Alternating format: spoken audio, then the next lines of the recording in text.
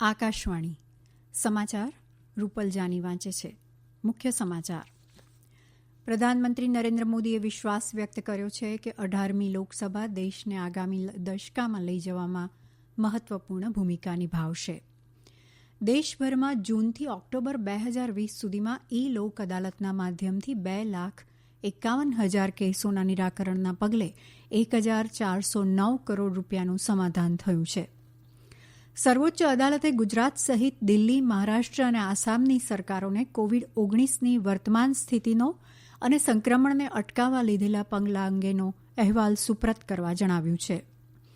ગૃહમંત્રી અમિત શાહે આજે નવી દિલ્હીમાં ભારતીય તબીબી સંશોધન પરિષદ દ્વારા આયોજિત એક સમારોહમાં મોબાઈલ વાન આરટી-પીસીઆર તપાસ લેબોરેટરીનું ઉદ્ઘાટન કર્યું અને દેશમાં કોવિડ-19થી સાજા થવાનો દર 93.68% થયો છે.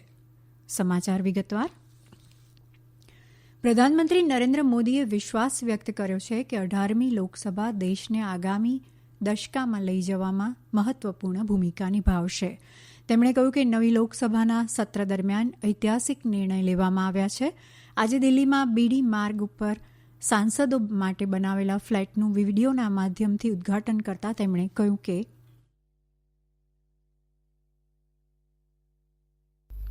सांसदों के लिए पिछले साल नॉर्थ एवेन्यू के घर बनकर तैयार हुए थे और आज बीडी रोड पर भी ये 3 टावर आवंटन के लिए तैयार है.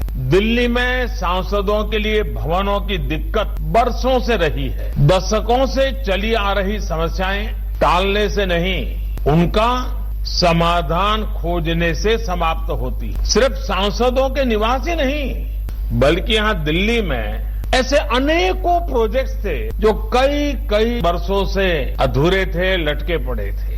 कई इमारतों का निर्माण इस सरकार के दौरान ही शुरू हुआ और तय समय से पहले समाप्त भी हुआ. ये लोकार्पण भी इसी श्रृंखला में एक जरूरी और अहम कदम है.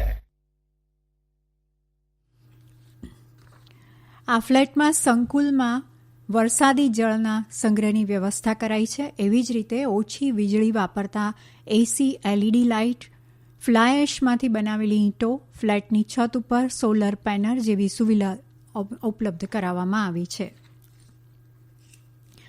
દેશભરમાં જૂનથી ઓક્ટોબર માસ 2020 સુધીમાં લોક અદાલતના માધ્યમથી 4,83,000 કેસોની સુનાવણી થઈ અને 2,51,000 કેસોનું નિરાકરણ થયું છે, જેના પરિણામે 1,409 કરોડ રૂપિયાનું સમાધાન થયું છે.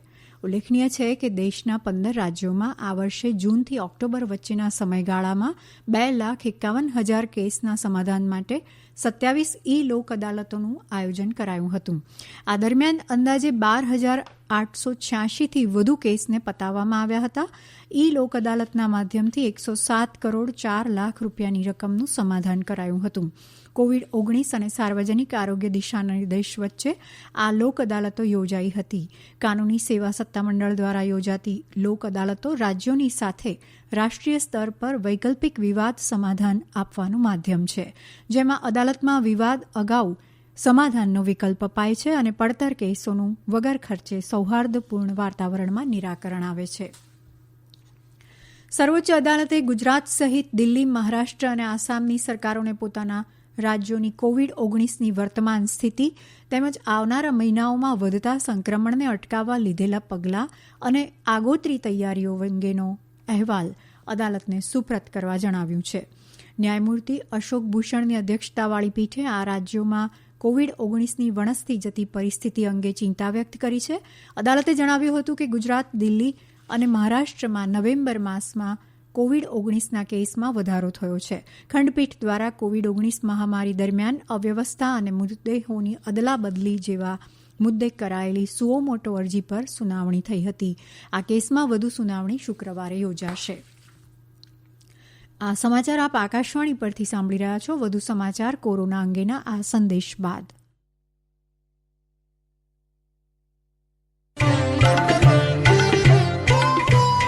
કોવિડથી બચવાના મહત્વપૂર્ણ 3 ઉપાય: માસ્ક પહેરો, 2 ગજનું સલામત અંતર જાળવો અને હાથ સાફ રાખો. દેશમાં કોવિડ-19થી સાજા થનારા લોકોનો દર 93.68% થયો છે. દેશમાં 85,60,000થી વધુ લોકો સાજા થયા છે, જે સંક્રમિત દર્દીઓની સંખ્યા કરતાં લગભગ 20 ગણાથી વધારે છે. છેલ્લા 24 કલાક દરમિયાન 41,000થી વધુ દર્દી સાજા થયા છે અને આ જ સમયમાં 44,000 નવા દર્દીઓ સંક્રમિત થયા છે. આ સમયગાળામાં દેશમાં સંક્રમિત લોકોની સંખ્યા 5%થી ઓછી થઈ છે. આરોગ્ય મંત્રાલયે જણાવ્યું છે કે મૃત્યુદરમાં ઘટાડો થયો છે અને દેશમાં મૃત્યુદર 1.46% થયો છે. મંત્રાલય મુજબ છેલ્લા 24 કલાક દરમિયાન 511 લોકોના મોત થયા છે. દેશમાં છેલ્લા 24 કલાક દરમિયાન લગભગ 8,50,000 નમૂનાની તપાસ થઈ છે. ગૃહમંત્રી અમિત શાહે આજે નવી દિલ્હીમાં ભારતીય તબીબી સંશોધન પરિષદ દ્વારા આયોજિત એક સમારોહમાં મોબાઈલ વાન આરટી-પીસીઆર તપાસ લેબોરેટરીનું ઉદ્ઘાટન કર્યું. આ પ્રસંગે કેન્દ્રીય આરોગ્ય મંત્રી ડોક્ટર હર્ષવર્ધન પણ હાજર રહ્યા હતા.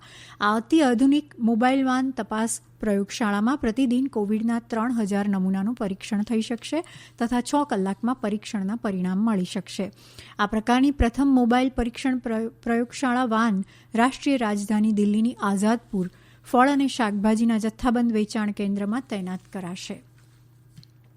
બંગાળની ખાડીમાં દક્ષિણ પશ્ચિમ અને તેની આસપાસના વિસ્તારોમાં હવાનું હળવું દબાણ સર્જાયું છે, જે ઉત્તર પશ્ચિમ તરફ 25 કિલોમીટર પ્રતિ કલાકની ઝડપે આગળ વધી રહ્યું છે. હવામાન વિભાગ મુજબ આજે રાત્રે 8:30 વાગે આ ચેન્નાઈથી 590 કિલોમીટર દક્ષિણ પૂર્વ અને પોંડિચેરીથી 550 કિલોમીટર દક્ષિણ પૂર્વમાં સર્જાયું છે, જે આગામી 24 કલાકમાં વાવાઝોડામાં પરિવર્તિત થઈને બુધવાર બપોર બાદ કરાઈકલ અને ચેન્નઈ પાસે મામલ્લાપુરમ દરિયાકાંઠેથી પસાર થશે. કેબિનેટ સચિવ રાજીવ ગાબાએ આજે રાષ્ટ્રીય આપદા વ્યવસ્થાપન સમિતિની એક બેઠકની અધ્યક્ષતા કરી હતી, જેમાં બંગાળની ખાડીના કાંઠાના વિસ્તારોમાં આવનારા વાવાઝોડા સંબંધિત તૈયારીઓની સમીક્ષા કરવામાં આવી. બેઠકમાં આંધ્રપ્રદેશ, તમિલનાડુ, પોંડિચેરીના મુખ્ય સચિવ વિડીયો માધ્યમથી જોડાયા હતા. તેમણે કહ્યું કે વહીવટીતંત્ર કોઈપણ પરિસ્થિતિને પહોંચી વળવા તૈયાર છે. તેમણે જણાવ્યું કે એનડીઆરએફ અને અન્ય સંસ્થાઓ પણ કોઈપણ પરિસ્થિતિ માટે સજ્જ છે. આસામના પૂર્વ મુખ્યમંત્રી તરુણ ગોગોઈનું આજે નિધન થયું છે. તેઓ 86 વર્ષના હતા. તેમને કોવિડ-19 તથા અન્ય બીમારીઓના કારણે ગૌહાટી મેડિકલ કોલેજ હોસ્પિટલમાં કેટલાક દિવસોથી સારવાર અર્થે દાખલ કરાયા હતા. છેલ્લે તેમને વેન્ટિલેટર પર મુકાયા હતા.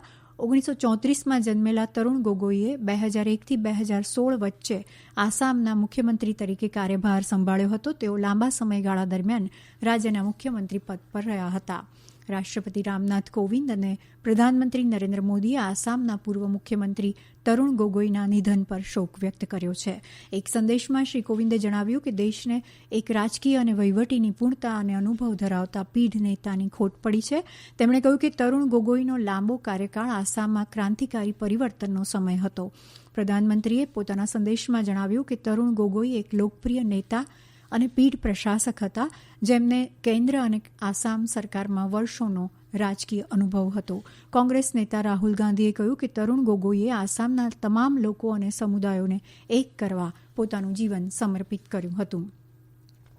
ભારતીય નૌકાદળ આજથી અંદમાનના સાગરમાં ભારત સિંગાપોર દ્વિપક્ષીય દરિયાઈ કવાયત સિમ્બેક્સ 20ની 27મી આવૃત્તિનું આયોજન કર્યું છે. તે આ મહિનાની 25મી તારીખ સુધી ચાલશે. રશિયાના દેનિલ મેદવાદેવે એટીપી ટેનિસ સ્પર્ધાની રસાકસીભરી ફાઇનલમાં ડોમિનિક થેમને પરાજય આપીને સિંગલ્સનો ખિતાબ જીતી લીધો છે. એવી જ રીતે નેધરલેન્ડના વેસ્લે કુહોફ અને ક્રોએશિયાની નિકોલા મેક્ટિકની જોડીએ ડબલ્સનો ખિતાબ જીતી લીધો છે. અંતમાં મુખ્ય સમાચાર. પ્રધાનમંત્રી નરેન્દ્ર મોદીએ વિશ્વાસ વ્યક્ત કર્યો છે કે 18મી લોકસભા દેશને આગામી દશકામાં લઈ જવામાં મહત્વની ભૂમિકા નિભાવશે. દેશમાં જૂનથી ઓક્ટોબર 2020 સુધીમાં લોક અદાલતના માધ્યમથી 2,51,000 કેસોના નિરાકરણના પગલે 1,409 કરોડ રૂપિયાનું સમાધાન થયું છે. સર્વોચ્ચ અદાલતે ગુજરાત સહિત દિલ્હી, મહારાષ્ટ્ર અને આસામની સરકારોને કોવિડ-19ની વર્તમાન સ્થિતિનો અહેવાલ સુપ્રત કરવા જણાવ્યું છે. આકાશવાણી પરથી સમાચાર પૂરા થયા.